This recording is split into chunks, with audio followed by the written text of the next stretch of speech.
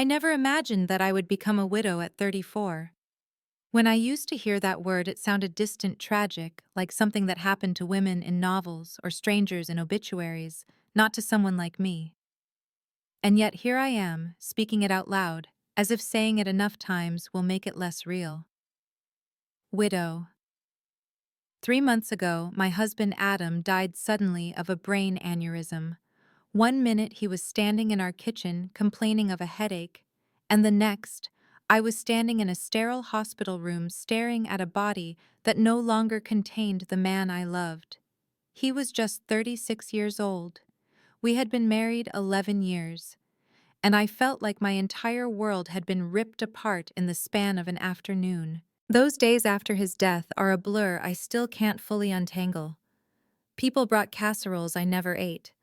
My phone filled with condolences I never answered. My parents hovered, checking in daily, as if their voices on the line could somehow prop me up when all I wanted was to collapse. Nights were the worst. I'd lie awake, staring at the indentation in the mattress where Adam used to sleep, reaching out instinctively only to find cold sheets. The silence of our house, once filled with laughter and shared dreams, became unbearable. I wanted to scream, but instead I swallowed it down, choking on the grief that seemed to press against my chest like a weight that would never lift. And then, just days after his funeral, when I was still raw, barely able to breathe, without breaking into sobs, I forced myself to attend a family gathering. I had no strength for my nephew Lucas's first birthday. It was my younger sister Cassandra's son. I told myself I was going for him for the baby, because that's what Adam would have wanted. He always said family comes first. So I went, dragging myself to Cassandra's modest little rental house with a wrapped gift on the passenger seat and exhaustion etched into every line of my face. I had no idea that within that gathering, my sister would set fire to what was left of my world. When I walked into the backyard decorated with blue balloons and streamers, I could feel the tension before I even saw her. Conversations stuttered when I approached. Eyes followed me not just with pity, but with something else: anticipation, maybe dread. My parents sat stiffly at a picnic table, my mother avoiding my gaze. My father's relief obvious as he hugged me tightly. I thought it was just awkwardness around my grief. I was wrong. Cassandra emerged with Lucas on her hip, her hair freshly highlighted, her smile too bright for the somber weight pressing down on the yard. She tapped a spoon against her cup, calling for attention. "Thank you all for coming," she said, her voice loud, theatrical. I remember how my stomach dropped before she even spoke the words, some primal part of me sensing the storm about to hit. And then she dropped it, the bomb that detonated in the middle of our family. "Lucas isn't Tyler's son," she announced, looking straight at me. "He's Adam's." The world tilted. For a second I couldn't even breathe. I thought I'd misheard her, that my grief-addled brain had twisted her words. But no, she went on, calm, rehearsed, as if she had been practicing this moment in the mirror for weeks. She confessed to an affair with my husband, my Adam. She claimed Lucas was the product of their mistake. She pulled out a folded document, Adam's supposed updated will, leaving half of our house to Lucas, his biological son. Gasps rippled around me. My father stiffened beside me. My mother stared at the ground as if she could disappear. And I stood frozen hollow, unable to process the scene unraveling before me. My own sister, my only sister, betraying me, humiliating me, ripping open wounds that were still bleeding from Adam's death. But what no one knew in that moment, what even Cassandra didn't know, was that I could see straight through her performance. Because her story wasn't just cruel, it was impossible. I asked to see the will calm in a way that surprised even me. She hesitated but handed it over, and instantly my eyes caught the flaws. The language was wrong. The phrasing amateurish. The signature, while similar to Adam's, was off. The flourish exaggerated the details, inconsistent with the countless documents I had watched him sign. I folded it, handed it back, and quietly excused myself. To everyone else, it looked like I had retreated in shock. But inside, something sharper was stirring beneath the grief. Rage, yes, but also a grim clarity. Cassandra thought she could break me at my weakest. She didn't realize Adam and I had been preparing for her betrayal long before this moment ever arrived. As I drove away from that shattered birthday party, my hands shook on the wheel, my chest heaving with an odd, bitter laughter that spilled out of me like poison. Because the truth was something Cassandra could never have anticipated. Adam couldn't possibly be Lucas's father. Not because he didn't love me, not because he strayed, but because 2 years before Lucas was even conceived, Adam had a vasectomy. And he had documented everything, her advances, her manipulations, even the medical records, proving it was biologically impossible for him to father a child. My sister's grand revelation wasn't just a lie, it was a dangerous fraud. And now she had no idea just how much I already held in my hands, the truth that would unravel her scheme before it could even begin. I woke up the next morning with my heart pounding, the memory of Cassandra's smug face at Lucas's party, replaying like a cruel loop. The audacity of her lie gnawed at me. Not only had she tried to tarnish Adam's memory, she had chosen the very moment when I was drowning in grief to twist the knife. For years, I had tolerated her competitiveness, her recklessness, her constant need to overshadow me.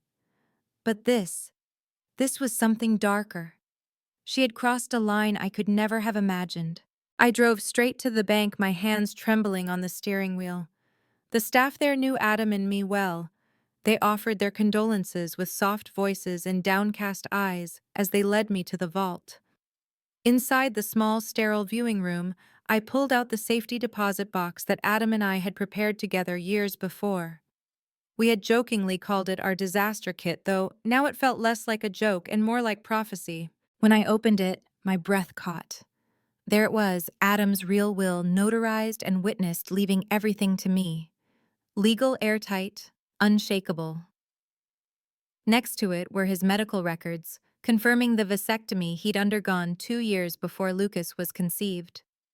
And then tucked beneath the papers, his journal, page after page, in Adam's steady handwriting, detailing every inappropriate advance Cassandra had ever made, every unwanted touch, every suggestive text. My chest tightened as I turned the pages, my husband's voice echoing through each line. He had seen this coming. He had protected me even in death.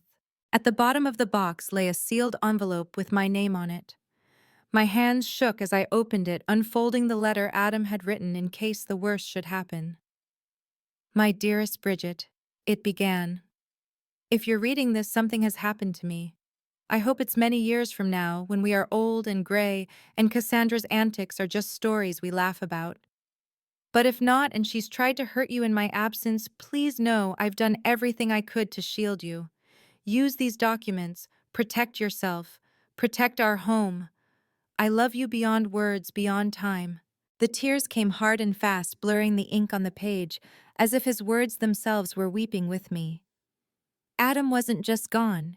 He was still here, still holding me up, still shielding me from the one person who should have loved me, but chose betrayal instead. I left the bank with copies of the most important documents and went straight to James Wilson, Adam's attorney and mentor. He examined the forged will Cassandra had waved around at the party, shaking his head in disbelief. Amateurish, he muttered. This wouldn't survive 2 minutes in court. But the fact that she even attempted this? It's dangerous. I showed him the vasectomy records, the real will, Adam's journal. James leaned back in his chair, his silver hair catching the light from the window. Adam was nothing if not thorough, he said softly. This alone clears you. But if she's willing to forge a will, there may be more going on here. People don't resort to fraud unless they're desperate. That's when James suggested hiring a private investigator. And so Frank Delaney entered the picture, a stocky, sharp-eyed man who wasted no time cutting straight to the heart of the matter. He asked questions I didn't know how to answer about Cassandra's finances, her relationship with Tyler, the father she'd just erased with a single lie. I realized with a sick twist in my stomach that I knew almost nothing about her life beyond the chaos she dragged into mine. 3 days later, Frank returned with answers I wasn't ready to hear. Cassandra was drowning. $75,000 in debt. Credit cards, personal loans, medical bills from Lucas's surgery for a heart defect. Her landlord had filed eviction papers. She had weeks before she and Lucas would be homeless.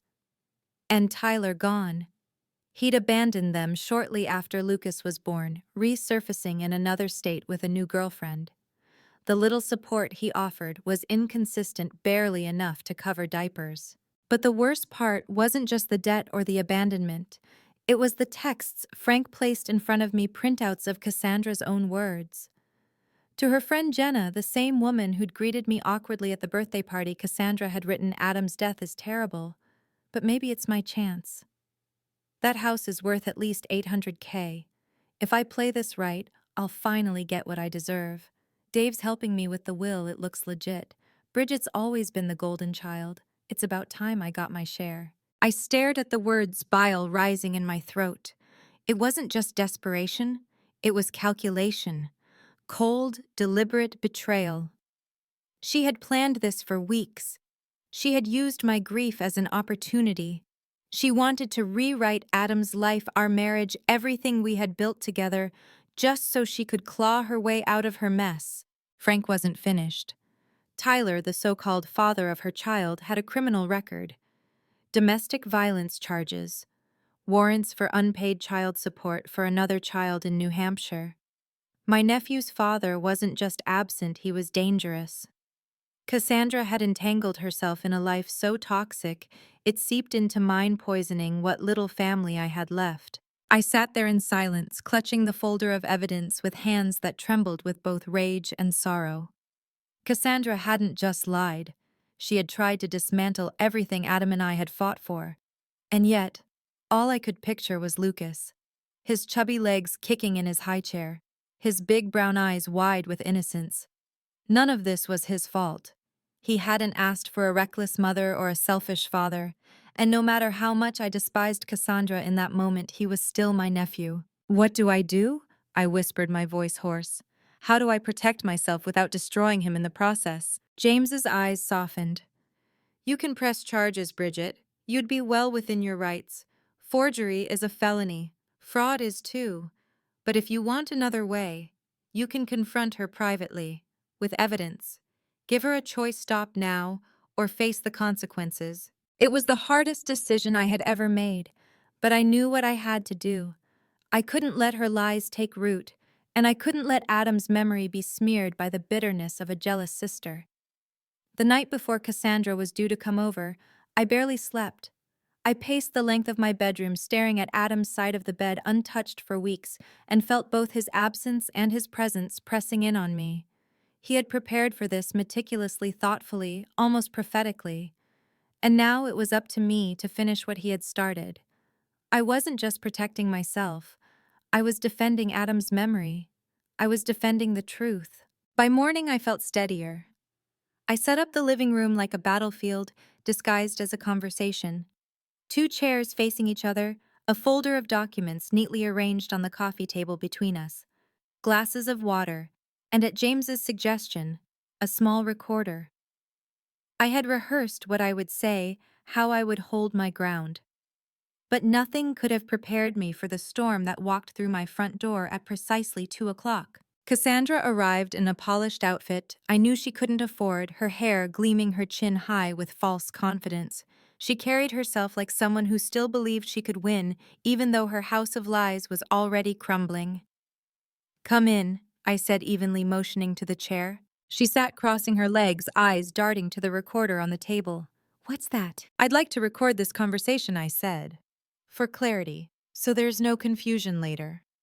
Do you agree?" Her lips pressed into a thin line, but she nodded. "Fine. But this won't take long. The will speaks for itself." I clicked the recorder on, stated the date and time, and confirmed her consent. Then I leaned back, studying her. "Before we discuss the will, I want to hear your version of events. Exactly what you claim happened between you and Adam." She didn't hesitate. She launched into a carefully rehearsed story, complete with dates and hotel names, claiming she and Adam had met in secret, that he'd confided his unhappiness with me, that Lucas was conceived during one of those so-called encounters. Her tone was steady, her expression painted with just the right mix of regret and sincerity. To anyone else, it might have been convincing, but to me, every word rang false. I let her finish before asking questions, specific ones. Which room at the Mandarin Oriental? What did Adam order from room service? Did he prefer to shower before bed or after? Small, intimate details only, I would know. She stumbled, faltered, contradicted herself. Her story frayed at the edges, unraveling under the weight of truth. Finally, I slid the first document across the table, Adam's medical records. 2 years before Lucas was conceived, Adam had a vasectomy, I said, my voice sharp with finality, confirmed by follow-up tests. It was physically impossible for him to father a child. The color drained from Cassandra's face. She picked up the papers with trembling hands, scanning the dates, the clinical terminology, her lips moving silently as if willing the words to change. These could be fake, she whispered. They're not, I replied coldly. His doctor is prepared to testify to their authenticity. Her eyes darted to the folder as I opened it again, producing the legitimate will notarized and signed, leaving everything to me. This is Adam's actual will, witnessed by his colleagues, filed properly. Your version is a forgery, a felony punishable by up to 5 years in prison. Her composure shattered. No, she said, shaking her head. He must have updated it later. The one I have is fake, I cut in. And we have proof. Messages between you and Jenna planning it. A friend named Dave who photoshopped Adam's signature. Your debt, your eviction notice, Tyler's abandonment. We know everything, Cassandra. The lies, the desperation, all of it. For a moment, silence filled the room, broken only by the sound of her ragged breathing. And then to my shock, she broke down. Not the theatrical tears I'd seen her wield like a weapon before, but raw, guttural sobs that shook her body. I didn't know what else to do, she gasped. I'm drowning, Bridget. Lucas and I are going to be out on the street in 2 weeks. Tyler left. The bills keep piling up. I thought her voice cracked. I thought if I could just get something from the house, we'd survive. Her desperation was real, but so was her betrayal. So you decided to destroy Adam's reputation? I snapped, my voice sharp with grief and fury. You wanted the world to think he cheated on me, that the marriage we built was a lie. You forged his will, Cassandra. You planned to humiliate me in front of everyone who came to grieve with me. She wiped at her face, anger flashing in her eyes. You don't understand. You have everything, Bridget. The house, the business, everyone's respect. I have nothing, just debt and a sick child and no one to help me. The words stung, but not in the way she intended, because underneath the bitterness I finally heard the truth, not about Adam, but about Cassandra. Her whole life had been built on envy, on measuring herself against me, and always falling short. She didn't want my husband or my house. She wanted the security she thought I had been handed. I turned off the recorder, sat back, and took a deep breath. I could press charges.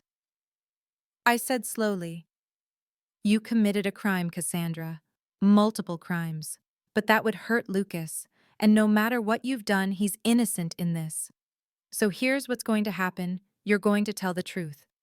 Publicly. You're going to confess that you lied about Adam, that Lucas is Tyler's son, and that the will you produced was forged. You're going to apologize to me, to Adam's memory, to our family. And then, I paused, meeting her tear-filled eyes. I'll help you. Not with half my house, but with a trust fund for Lucas, his medical care, his future. I'll help you find stable housing, but there will be conditions. Therapy, financial counseling, steady work. And if you break any of those, it's over. She stared at me, stunned. Why would you do that after what I did? Not for you, I said, my voice steady. For Lucas. And because Adam would have wanted me to protect him even if his mother tried to destroy us. For the first time, her shoulders slumped, the fight leaving her body. I don't deserve it, she whispered. No, I said softly. You don't. But Lucas does. And Adam deserves the truth. The night of the family dinner, I felt like I was walking into a battlefield. My dining room, usually a place of warmth and laughter, was heavy with unspoken tension. I had set the table with care candles, lit my mother's lasagna warming in the oven, trying to cloak the storm that was about to break with a thin veil of normalcy. But every movement felt deliberate, like arranging pieces on a chessboard before the decisive match. My parents arrived first.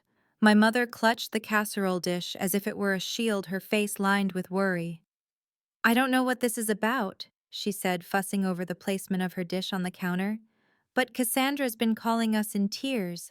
You're forcing her into some kind of intervention." Her voice held that familiar edge of defensiveness, the one she always carried for Cassandra. I swallowed my frustration and poured her a glass of wine. "Just wait until everyone's here. You'll hear the truth." By 7, we were all seated, my parents, Cassandra without Lucas and me. A small recorder sat in the center of the table, its red light blinking steadily. My mother frowned at it, but I explained calmly, "We're recording this so there's no confusion about what's said tonight." I looked at Cassandra. She sat pale and rigid, her hands folded in her lap. The false confidence she had carried into my living room a few days earlier was gone, stripped away by evidence and exposure. "Go ahead," I told her softly. Her eyes flickered around the table, landing on our parents before dropping to her plate. "I lied," she said, her voice barely audible. "About Lucas, about Adam. There was never an affair. Adam is not Lucas's father." The silence that followed was suffocating. My father's face hardened, his jaw working. My mother blinked rapidly as though trying to process words that wouldn't stick. Cassandra swallowed, forcing herself to continue. "Lucas is Tyler's son. And the will I showed at Lucas's party, it was a forgery. I had a friend help me fake it." My father slammed his fist against the table, startling all of us. "Do you have any idea what you've done?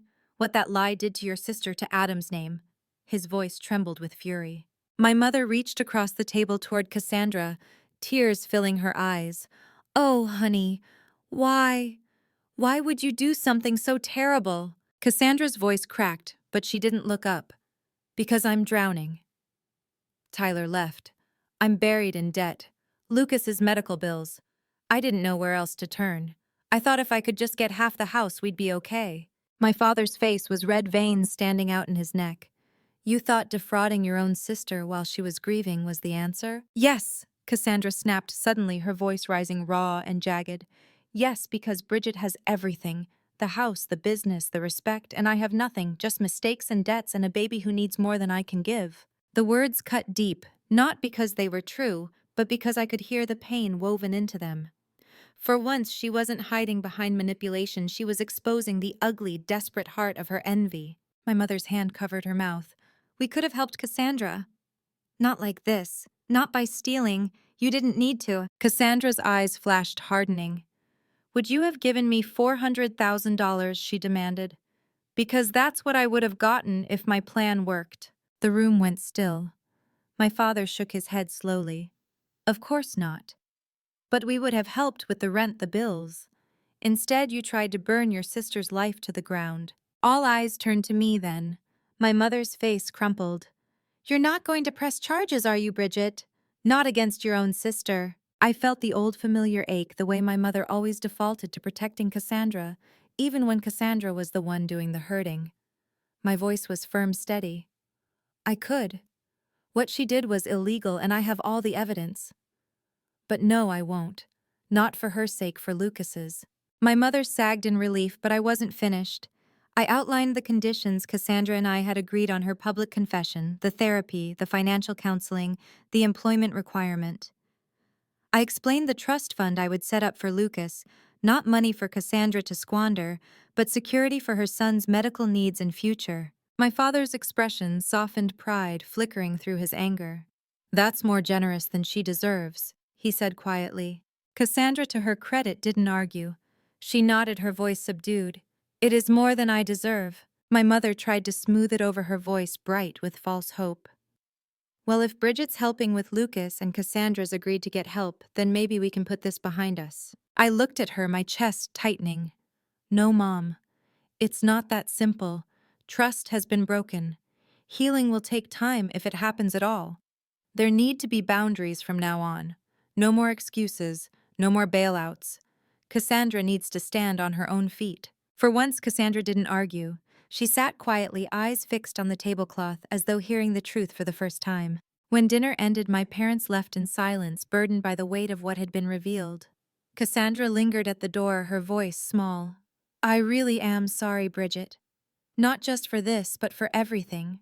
for the years of jealousy, for not being the sister you deserved. I studied her face, searching for sincerity. I saw a flicker of it there, fragile, almost childlike. I hope therapy helps you figure out why you've made these choices, I said softly. Lucas deserves a mother who's whole. Whether I ever forgive you or not, I don't know. But I'll be there for him. Her eyes shimmered with unshed tears. Do you think there's hope for us someday? I paused, then answered truthfully.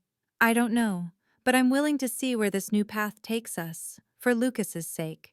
And as she walked away, I knew that nothing about our family would ever be the same again. But maybe, just maybe, it could be something better if built on truth, not lies. 1 year after Adam's death, I found myself standing in our garden, the spring air crisp against my skin. The daffodils he'd planted the fall before he died were blooming wildly bright yellow against the green. He had dug those bulbs into the soil with his bare hands, joking that he couldn't wait to see them rise in the spring. He never got to. But I did. And as I stood there, I realized they weren't just flowers. They were a reminder that even after loss, life pushes through. That grief, like winter, doesn't last forever. So much had changed in that year.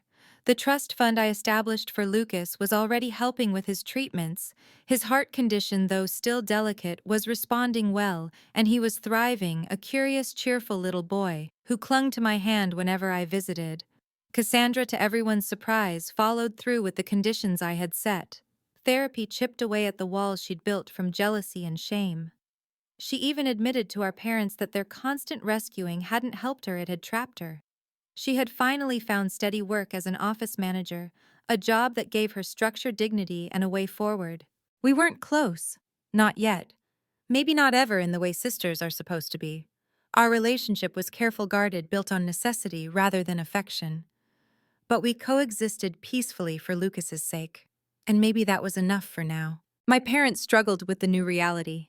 My mother clung to her dream of us being a perfect family, but even she couldn't ignore the lines that had been drawn. For the first time, she began to see Cassandra not as a helpless child to be saved, but as an adult responsible for her choices. My father was quieter than usual, but every so often he would pull me aside, hug me tight, and whisper, "Adam would be proud of you."